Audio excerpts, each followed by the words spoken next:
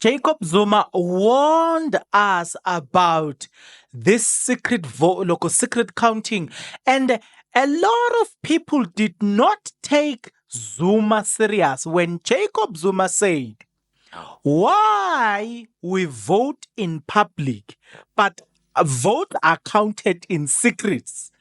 Why there's so much secrecy when votes are counted? Why people?" He's like, no, this law must be changed. Guess what people said? The media was the first one to say, yeah, the reason Jacob Zuma is saying this is because he doesn't want to accept that he doesn't want to accept that he's not going to get the two-third majority that he's talking about. Now he's preparing people to fight if he's not getting vote. Today, people are suffering. Things that Jacob Zuma said. Today, I've got the video where Jacob Zuma was saying that. Guys, today, I'm telling you, you see, sometimes some people, they might say, Jacob Zuma is a politician. That's why he speaks this way. Fine. Jacob Zuma is a politician. But you must also remember that when Jacob Zuma speaks, you must remember that that man was once a head of intelligence department. He understands how intelligence works. He says things without saying things. We should have learned something from that.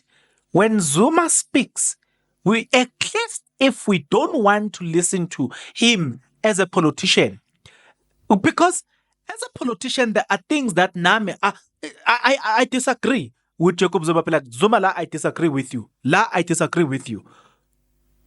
But as a member, as a man who is, I wouldn't say is not a part and parcel of intelligence.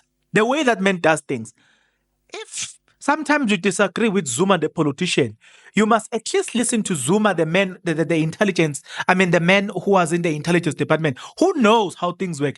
A man who probably knows things before they happen. That okay, here, this is how things are going to happen. Here, Zuma warned us, but we chose not to listen.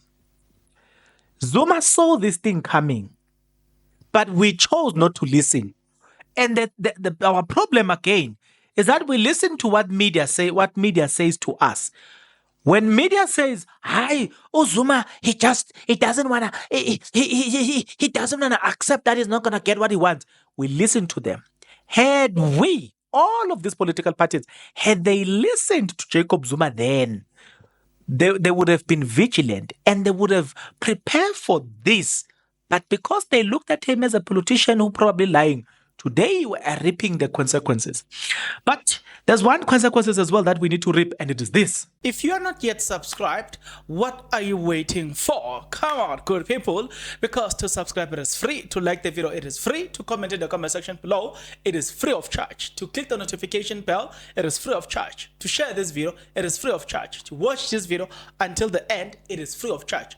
Also, good people, come on, to watch the ads, it's free of charge, and that's how you financially contribute to this YouTube channel. Speaking about financially contribution to the channel, you can become a member of this YouTube channel from as little as 20 Rand a month. You can also use the super thanks button. In case you don't want to do that, guys, there is a way where you can use my media company banking details to donate to the channel, and you know what I'm saying, we'll bring you more, and also guys want to buy more equipment. So the power is in your hands. Please do the honorable thing as we proceed. Yeah, so I'm about to give you the video by Jacob Zuma where he speaks about this. But there's another thing that I want us to just have it in mind. And that is, guys, it is very important to understand that we are in this situation because other people chose that we should be in this situation. This situation, it's not, how can I say that? Let me say, these people knew that we are going to be in this situation. They created this situation, but Zuma knew. And I'm going to show you why I said that Zuma knew. And the introduction of Jacob Zuma back into politics, it was a problem, vele, for other people. But take a look at what Zuma said here first. Mhlambe kofuneka sishintshe indlela yokuvota. Yini lento ukuvota kube imfihlo engaziwa muntu bese kuyobalwa ngale.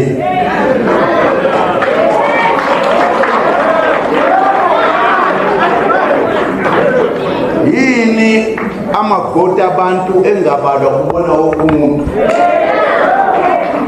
Ngiyaxolisa angive ngichitha lento yenu ukukhuluma ngokuthutha. Yini lento ebangela ukuthi sihambe siyovota kodwa uma sekubalwa imfihlo esingayazi. Yini le engasho ukuthi nampa abantu abahlalela bawabona amavoti balwe sibuka sonke kuthiwe laba bawine kangaka laba bawine kangaka. Yini kuyimfihlo ebulala abantu kufihlwane abantu base-South Africa sebevotile. Yini lesifihlwa esibalwele emakhoneni buphi uqiniso lapho? Yini ningangiboni uma ngivota ukuthi ngivota kanje? Kwazi ukuthi uvota abantu abangaki. Kunemthetho ofanele ukuba siyibheke eyenza ukuthi noma uwinile kuthiwa uwinanga. Sekubugebengu lo.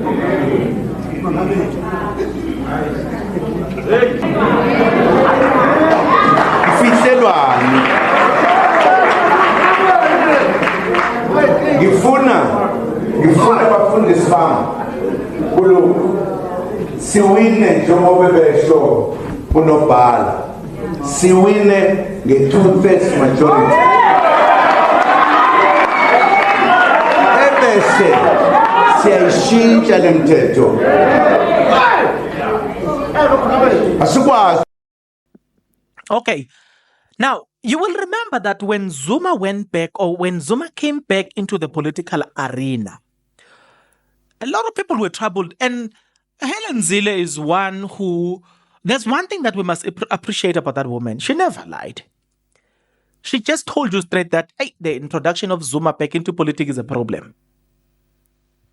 Because when Zuma realized that there was this plan thing, you must go and check what was happening, what was beginning to happen in KZN. They wanted to strip off the Zulu king. They have interfered with the royal house. They wanted to strip them off a lot of things there. And Zuma understood that, you know what? He does not have enough financial muscle to fight what was about to happen. Upon realizing that, you know what? Because he gave us a hint that, you know what? This counting of vote in secrecy is a problem. After giving us that, this man knew what was going to happen. But he did not have the financial muscle to defend to the core. I think something tells me that Jacob Zuma sat down and he was like, you know what? In KZN, I must do whatever it takes to defend KZN, because what is going to happen in KZN is that they are going to take all the provinces. And once they do so, everybody is going to suffer. I believe that life is going to be better in KZN than in other provinces, because the introduction of MK and MK having its dominance in KZN, they are going to be able to protect a lot of things from KZN. And I want to believe that even the royal house will benefit from MK capturing successfully KZN. We must look at this. The DA is power hungry. They are doing whatever it takes. I'll give this example. The DA in KZN in fact, they've got this multi-charter, right? This multi-charter that they signed an agreement with They are saying they are making it difficult for other people to have a coalition with the MK because they need to honor that agreement. But the DA, they are thinking for themselves here. What they want is to rule the country. And I want to believe that Zuma knows, Oguti, if these people get to rule the entire country, let me tell you this, in fact, what I've picked up. Have you noticed that look, during apartheid, they strategically placed things. Pretoria was to be the capital city, right? And then Cape Town was to have the parliament. And you do know they strategically placed these things. But when democracy came, when democracy took over, they lost power, but then they kept Cape Town. Did you notice that most companies are moving to Cape Town? Why am a head office of most companies are now in Cape Town? Why? What will happen if DA rules this country? You are going to have, they are going to make sure that they cripple the economy. One. Number two, they are going to make Cape Town the only best place to be in the world. So that if they lose power again, they've already secured something for themselves forever and ever. There are deals that are going to be signed which are only going to favor white people. It should concern us that DA should govern this country. We should be very concerned for DA to govern this country. DA does not have best interest for black people. For the DA to win this year's elections, because they are going to rule this country, like it or not, Ramaphosa has agreed to that deal. It's not that most people voted for them, but they manipulated the counting. And they were aware. They prepared for this for a very long time. DA, we are not aware of what is going to happen to people. DA is bad news. But I want to tell you this. It's not, guys, let me tell you this. I live in a fancy area. I live in Sentin. I speak to some of these black people. Few of these clever blacks voted DA. But where did DA get this vote? Because you can't argue and say they got it from us who are living here in Sentin. No. They got it from where? Where did DA get? We now have evidence that DA votes were taken from other political parties to DA. Because, guys, these clever blacks are not as many as the numbers that we are seeing there. Clever blacks making it that those numbers, no, guys, no. DA is power hungry. DA wanna go back to her. They wanna go back to power by fire, by force, and they have long agreed with Ramaphosa. Here is something that I want us to contemplate upon. What will life be in South Africa under DA? We are not prepared for what life will be under DA. And I'm telling you now, we are not prepared for what life will be under DA. Here's an example. Eskom, the white government developed most of the companies, like your FNB, it was their own company. FNB was developed by white people. When freedom took place, they privatized it so that they can continue to make money. But those were state-owned companies. SAA, Transnet, Eskom. You must go and check what is happening at Eskom. These white people have what we call it evergreen contract. That is what white supremacy, that is how they secure their wealth in South Africa. Only 10% is allocated for competition. Black people can compete for 10%, right? Now Zuma tampered with that. That's why Zuma is a bad person, because he was replacing them at ESCOM. Zuma tampered with them at SAA. That's why Tutumien is suffering today. That's why Machela Koko is they are suffering today, because they reversed load shedding, which was going to benefit them. That's why Brian Mulifu was being taken to court. Why? Because they reversed load shedding, which was going to do. That's why they are suffering, because they were replacing this white supremacy there at ESCOM. But bringing back DA, rest assured, they are going back to secure their back, because their back has been disturbed by these black people. They are going back to create what we call it evergreen contract. You must go back. You must go and listen to the speech made by Dudumien. Dudumien became a problem at SAA because Dudumien discovered that why there are white companies that are operating here at ESCO, look at SAA, they don't have to bid for tender. They just qualify by the virtue of being white. Because she started questioning that, wanting to replace that, she was vilified. Then you bring DA, which is not afraid to tell you that they are for the white. Hey, you are not aware of what is coming. People are the white supremacy have found a way of coming back to politics. Look, Ramaphosa sold SAA. Why?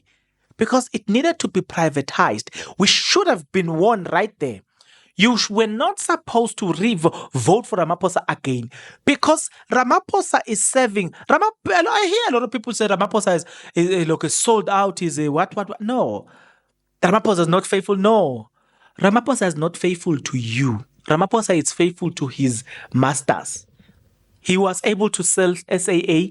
You remember Zuma said, when I walk in here, I found them wanting to sell SAN. He said, you will never sell SAA. Right? Now they want to sell ESCOM. Do you remember what I told you? They were able to build these companies. In order for them to preserve this white supremacy, they privatized them. Right? And that's why FNB is privatized. And that's why other companies are privatized. That's why they keep their white supremacy. Now they want to get Transnet, because that's where the money is. Now they want to get ESCOM. That's where the money is. They want to privatize that. That's why Ramaphosa wants to sell it. To who? To the white people. But he failed. Now they are bringing DA that are going to hasten that. DA will only need 5 years to achieve that.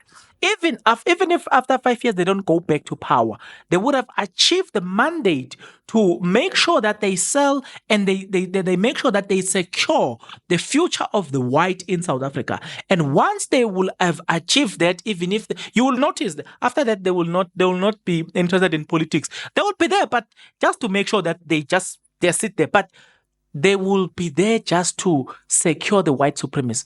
Jacob Zuma saw all of that. And I'm telling you guys, most of you guys, you will appreciate Zuma when he died. You will realize that this man was the only man that used to stand and defend black people in this country. You will only realize that when Zuma died. He realized that, and he was like, hey, there are billionaires that are not willing to back Zuma up, but rather they are willing to sell him. He's like, with the little that I have, let me go and defend KZN. KZN is an economic hub. He's like, I'm going to defend KZN. He took KZN, and I'm telling you, even the royal house will benefit from Zuma taking that. But that move was not just a political move. This move was a well thought of game. Here is what I'm telling you. A lot of you guys, you will regret voting DA. And I'm saying this again. A lot of these clever blacks, you will regret voting DA.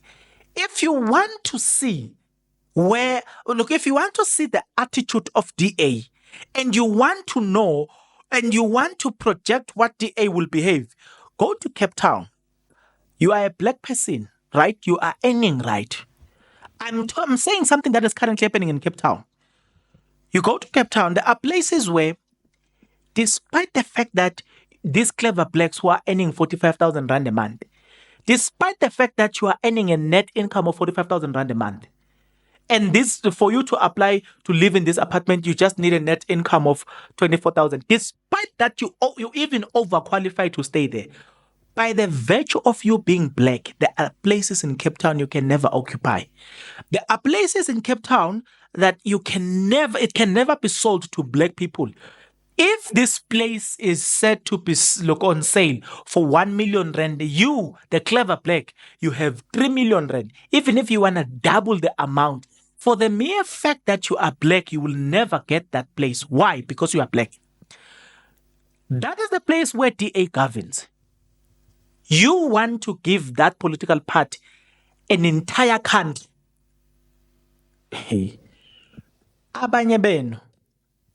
Hey. These clever blacks, hey, they will regret voting DA. And mark my word. You see this video? Mark this video. And these clever blacks, you will regret voting DA. After this year's elections, when they are now in power, hey, you will regret for the rest of your life. There are things that are going to happen in this country. And when they are happening, they will be there. They will have their own analysis, political analysis, economical analysis to defend them and say, no, this is not going to be. Like, I'll give an example. Here's a practical example. When the ANC was told by the World Health Organization that you are not ready for COVID-19, do you remember what they said? They brought their people who will defend them and say, no, we are more than ready for that COVID-19. In fact, Tinanje, we are over-prepared. COVID-19 came. What happened in this country? You see what I've just shown you there? They were unprepared for what was to come. You see what I've just demonstrated to you now? This is what is going to happen. Hey, a lot of you guys, this is what is going to happen. They will create or they will pass things. They will sell companies and find economical that will go and defend them there, and they will be like, there's nothing wrong. You will only see the consequences of that few years later, 5 years later. You then realize that, you see that decision that happened there, now we are reaping the consequences of that decision. A lot of you guys, you must go look at our West Bank, for instance. You must look at the racism that is happening there. Just follow these companies and look at the financial segregation, and as a black person, how you suffer in these companies. You still want to give DA power to govern this country. Hey, a lot of us, we will regret not siding with Jacob Zuma in rescuing South Africa because we were told he's lying. We should have learned. When they told us previously that Zuma is a thief, he said today, any of you who believe that I'm a thief, any of you who said I stole something, bring an evidence. None of them.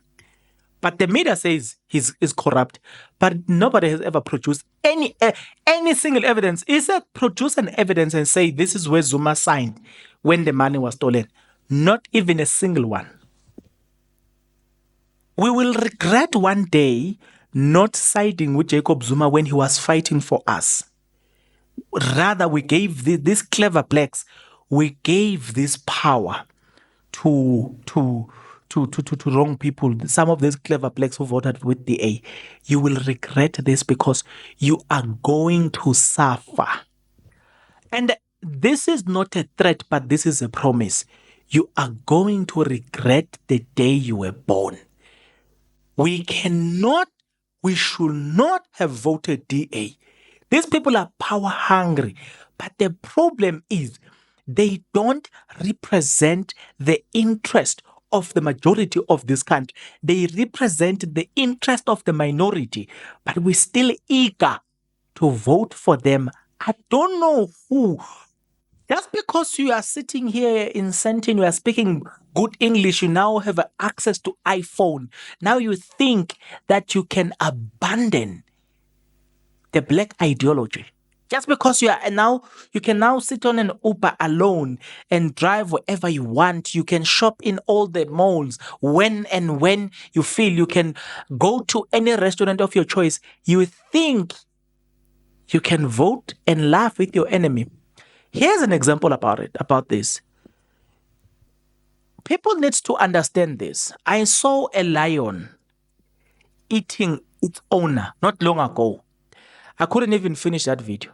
And the caption was, she she she she she trusted this lion, and then she groomed this lion, and that lion used to sit there, and that lion grew up in looking that, and the black person that she did not trust was outside. One day this white lady walks into this cage where there's this lion, because she's too comfortable, right?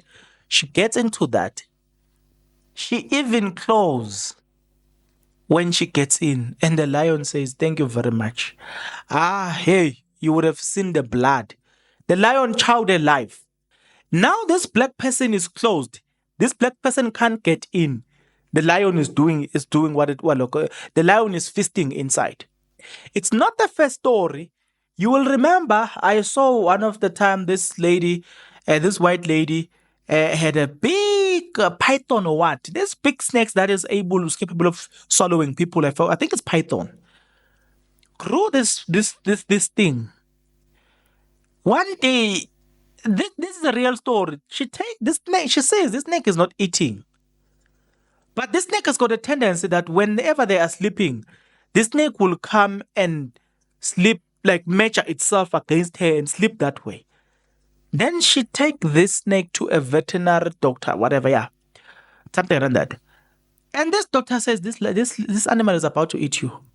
This exercise is whatever this animal is doing, whatever this python is doing, it was preparing and measuring how it's going to eat you, and that's how she survived. But there are so many stories where we see people taking like wild animal, raising them as domestic animals, but these domestic animals later on eat them. But it's too late. One last story. There's here in South Africa, there was a white guy who took a wild animal, a lion. That lion used to live in this house. Apparently, that's how he wanted to protect himself. So he raised this lion that way. No problem. He takes these black people who are working for him, they must stay far because they are corrupt. No problem. Guess what? One day, this same lion, because this is a domestic, this is a wild animal, one day, the wildness in it will come out and it will show you. Guess what happened? It remembers that I'm a lion. I'm not a human being. This owner, as usual, he touches this lion. This lion changed and it chowed him from here. He lost his arm from here. Guess who was helping him? The same black people that he didn't trust. You see, we're making a mistake by trusting wild animals and pushing the black majority out. One day, the wild animal is going to show us who it is. And when the wildness, the animal in it comes out, unfortunately, it will be too late for others to repent. You cannot do what you have done.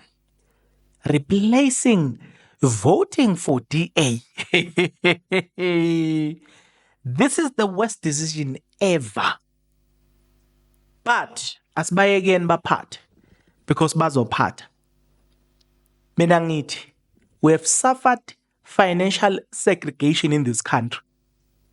Under this political party, there's something that is going to happen. And I'm afraid Zuma is aware of what is about to happen. And he prepared for that by making sure that he captures KZN. Though they got 45%, but even that 45%, these people were supposed to get a clean 60% in KZN. I still believe they were robbed. But even then, he did something. We should have at least appreciated him by working with him in capturing these other provinces as well. You must notice this last thing. DA is very strategical. Have you noticed that DA were not concerned about Eastern Cape, they are concerned about Cape Town, Joburg, and KZN. Have you noticed that? Why do you think DA is concerned about Joburg, Cape Town, and KZN?